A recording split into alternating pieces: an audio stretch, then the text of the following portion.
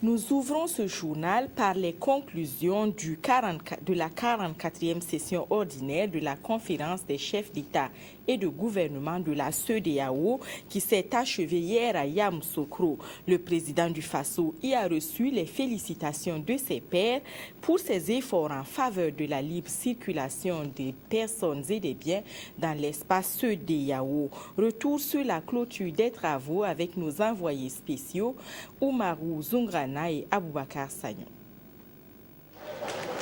John Dramani Mahama succède à Alassane Ouattara à la tête de la CEDEAO pour un mandat d'1 an. Le président ghanéen élu par ses pairs a officiellement reçu les symboles de sa nouvelle charge des mains du président sortant Alassane Ouattara. Monsieur le Président, chers frères, chers amis, vos homologues viennent ainsi de vous témoigner leur reconnaissance pour vos compétences et votre dévouement aux idéaux de notre communauté.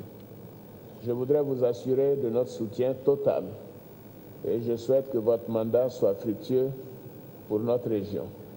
Je suis convaincu que sous votre présidence, la CEDEAO se renforcera davantage pour atteindre notre objectif de CEDEAO des peuples.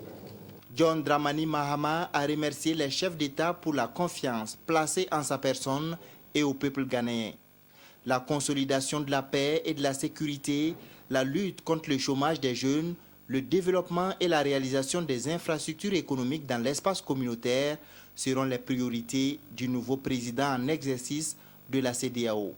L'autre moment fort de cette cérémonie de clôture a été la signature des documents pour la construction de l'autoroute Abidjan-Lagos et des actes de la 44e session ordinaire de la CEDEAO.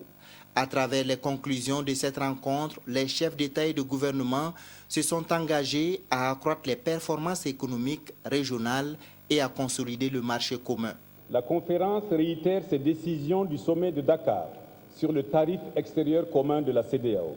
Elle salue à cet égard les mesures déjà engagées pour le renforcement de la stratégie industrielle, l'harmonisation des politiques commerciales, la mise en place d'un programme de transition fiscale et la pleine application par tous les États membres du schéma de libéralisation des échanges. La conférence félicite son Excellence Blaise Compaoré, président du Burkina Faso, pour son rôle d'impulsion de la libre circulation des personnes et des biens.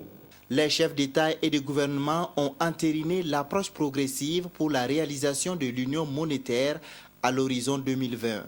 Ils ont aussi validé les conclusions de l'accord de partenariat avec l'Union européenne, même s'il reste des questions techniques à résoudre. Les dirigeants des 15 États ont noté avec satisfaction la consolidation des processus de transition, notamment au Mali et en Guinée-Bissau, non sans mentionner leur attachement à la promotion et à la défense des valeurs et principes de bonne gouvernance et de démocratie.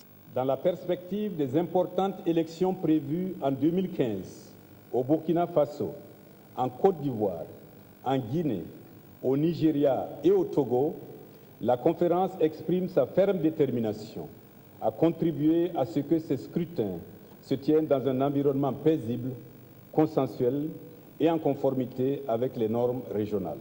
La conférence a condamné les atrocités perpétrées par les réseaux criminels et terroristes au nord du Mali et du Nigeria et a dit sa détermination à les combattre. Après Yamoussoukro, c'est à Abuja, au Nigeria, que les 15 se retrouveront pour leur 45e session ordinaire.